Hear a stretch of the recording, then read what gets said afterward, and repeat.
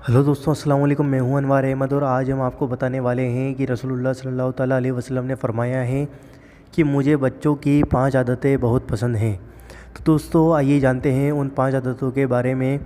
तो दोस्तों इस वीडियो को पूरा देखिए और एंड तक देखिए और इस वीडियो को दिल खोलकर शेयर करना, क्योंकि बच्चों की यह 5 आदतें हमारे नबी करीम सल्लल्लाहु ताला अलैहि वसल्लम को बहुत पसंद हैं।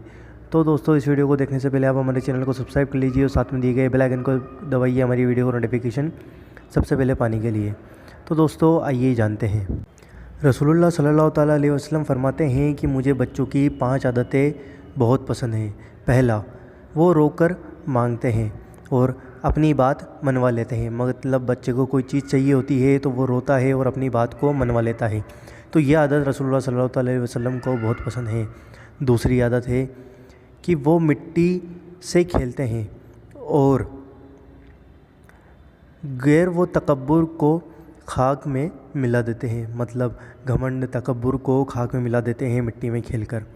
तीसरी आदत है कि खाने की से फ़ौरन खा लेते हैं। मतलब जो भी खाने की चीज़ होती है उसे फ़ौरन खा लेते हैं।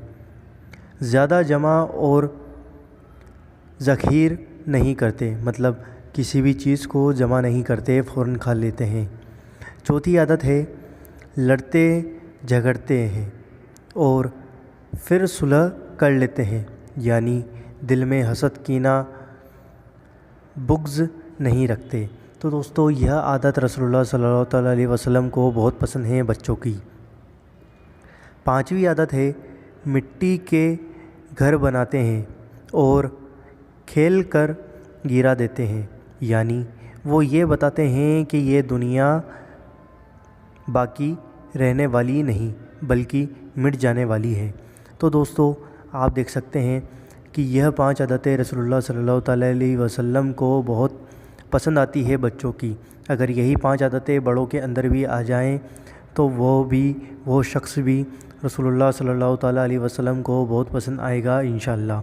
तो दोस्तों उम्मीद करता हूँ आपको यह वीडियो पसंद आई होगी। इस वीडियो को दिल खोलकर शेयर करना और इस वीडियो को लाइक ज़रूर करना और हमें कमेंट करके ज़रूर बताना कि आपको यह वीडियो कैसी लगी।